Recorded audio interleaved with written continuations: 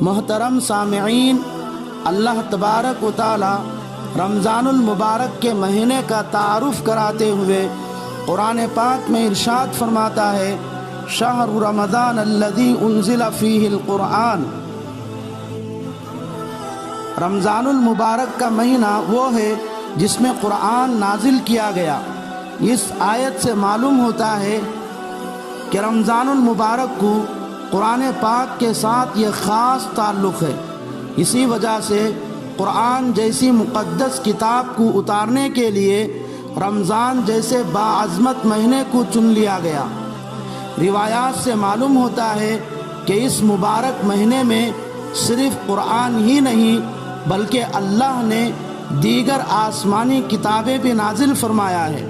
چنانچہ معارف القرآن میں حضرت اقدس مولانا مفتی محمد شفیع عثمانی صاحب رحمۃ اللہ علیہ نے لکھا ہے، اللہ نے رمضان المبارک کو اپنی وحی اور آسمانی کتابیں نازل کرنے کے لیے منتخب فرمایا ہے۔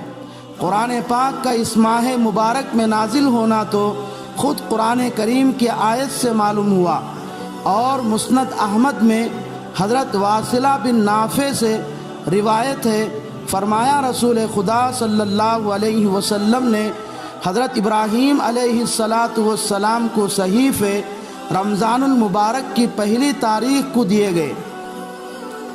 حضرت موسیٰ علیہ السلام کو تورات 6 رمضان المبارک کو دی گئی۔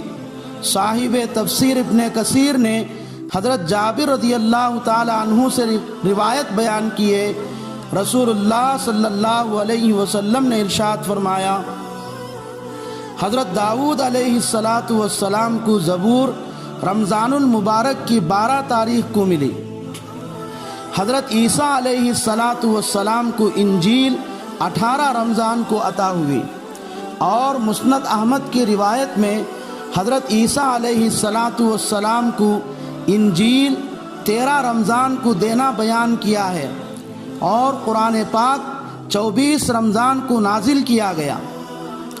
شیخ الحدیث حضرت اقدس مولانا محمد زکریا صاحب رحمۃ اللہ علیہ فرماتے ہیں کہ حضرت جبرائیل علیہ السلام ہر رمضان میں حضور صلی اللہ علیہ وسلم کو پورا قرآن مجید سناتے تھے، اور بعض روایتوں سے معلوم ہوتا ہے کہ حضرت جبرائیل علیہ السلام حضور صلی اللہ علیہ وسلم سے قرآن سنتے بھی تھے۔ علماء اکرام ان دونوں روایتوں کی وجہ سے فرماتے ہیں کہ رمضان المبارک کے مہینے میں قرآن پاک کا دور کرنا مستحب ہے۔ ان تمام روایتوں سے معلوم ہوتا ہے کہ رمضان المبارک کو کلام الہی کے ساتھ یہ خاص تعلق ہے۔ بعد میں چل کر جب حضرت عمر فاروق رضی اللہ تعالیٰ عنہ کے زمانے میں تراویح با جماعت پڑھنے کا سلسلہ چل پڑا تو یہ تعلق اور مضبوط ہو گیا۔ یہی وجہ ہے کہ مشائخ رمضان المبارک کے مہینے میں قرآن پاک کی تلاوت کثرت سے کرتے تھے۔ قابل احترام میرے بھائیوں اور بہنوں، قرآن کے معنی کیا ہیں؟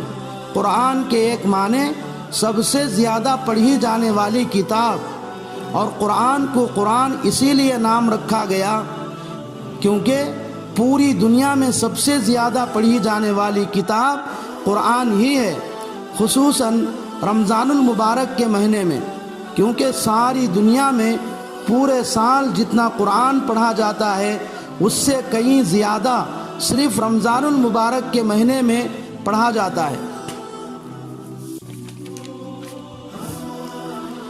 قرآن اترنے کے بعد سب سے زیادہ قرآن کی تلاوت کرنے والے صحابہ کرام تھے۔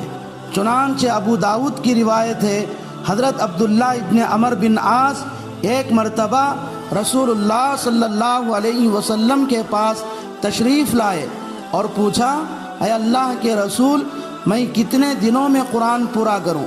رسول اللہ صلی اللہ علیہ وسلم نے فرمایا، 1 مہینے میں، یعنی روزانہ 1 پارے کی تلاوت کرو۔ انہوں نے کہا، حضور یہ تو بہت کم ہے، میں اس سے زیادہ پڑھ سکتا ہوں، تھوڑا اضافہ فرمائیے۔ آپ صلی اللہ علیہ وسلم نے فرمایا 20 دن میں ایک قرآن ختم کرو۔ حضرت عبداللہ نے کہا حضور یہ بھی کم ہے، میں تو جوان ہوں، اس سے بھی زیادہ پڑھ سکتا ہوں، اس لیے اور تھوڑا اضافہ فرمائیے۔ آپ صلی اللہ علیہ وسلم نے فرمایا 15 دن میں ایک قرآن ختم کرو، یعنی روزانہ 2 پاروں کی تلاوت کرو۔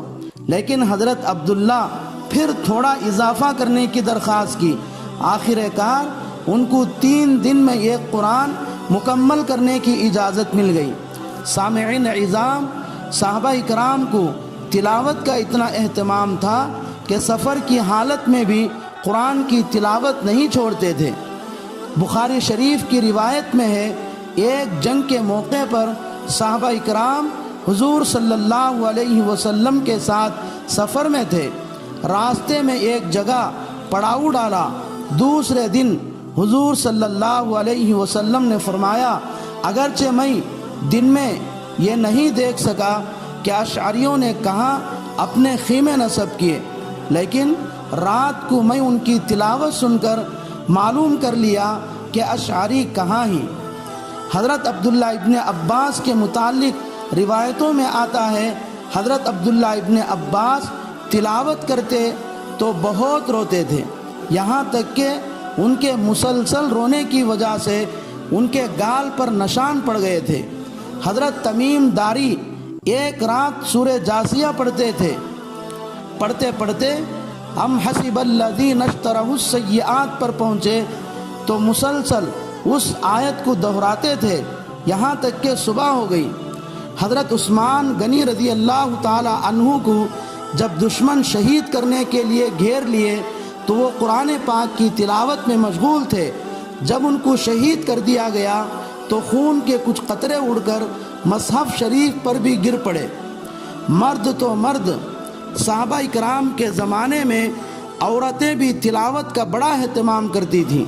چنانچہ حضرت عباد بن حمزہ رضی اللہ تعالی عنہ فرماتے ہیں کہ میں حضرت اسماء کی خدمت میں حاضر ہوا تو دیکھا کہ حضرت اسماء قرآن پاک کی تلاوت میں مشغول تھی۔ جب سورہ طور کی آیت فمن اللہ علینا ووقانا عذاب السموم پر پہنچی تو بار بار اسی آیت کو پڑھتی تھی اور اللہ سے دوزخ کی آگ سے حفاظت کی دعا کرتی تھی۔ تھوڑی دیر میں انتظار کرنے کے بعد چلا گیا اور بازار میں اپنی ضرورت پوری کر کے دوبارہ حضرت اسماء کے گھر گیا تو وہ اسی طرح قرآن پاک کی تلاوت اور دعا میں مصروف تھی۔ تو صحابہ اکرام کو قرآن پاک سے یہ خاص تعلق تھا جس کی وجہ سے دن رات صحابہ اکرام قرآن کی تلاوت کو اپنا مشغلہ بنا لیا تھا۔